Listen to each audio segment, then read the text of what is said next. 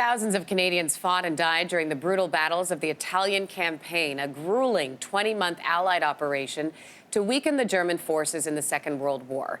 A ceremony today in Ravenna, Italy, marks the 75th anniversary of this crucial military effort. CTV's Todd Battis is joining us live from Italy. Todd, good to see you this morning. Tell us a little bit more about the role of Canadian soldiers during the Italian Campaign. You bet. Good morning, Lindsey. We are at the Commonwealth War Grave just outside Ravenna. 438 Canadians buried here, 1,000 Commonwealth soldiers, and they fought on the fields that surround this area. And as you mentioned, it was a brutal campaign that lasted nearly 2 years. Now, this is the northern section of Italy. This is where a lot of the most difficult fighting, hand-to-hand, often door-to-door fighting occurred. And I can tell you that the people here certainly have not forgotten. 75 years on, today Ravenna was liberated. Canadians walked into the center, the city square, as they did earlier this morning. They recreated that. And the cemetery here, as well as the town square, was full of school children. We were talking to the mayor of Ravenna.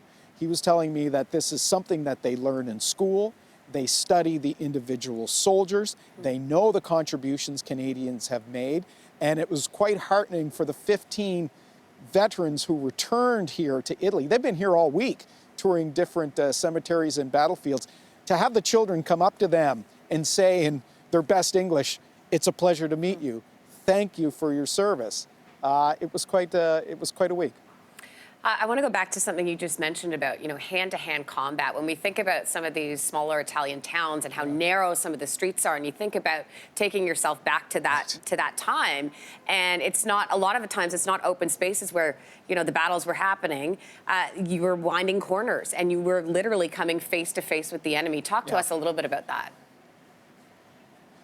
Yeah, this was really rough, and the veterans have been quite open about talking about this on their return of this visit. They've been here all week, retracing their steps. They had to fight a different type of battle in this part. The Germans were dug in.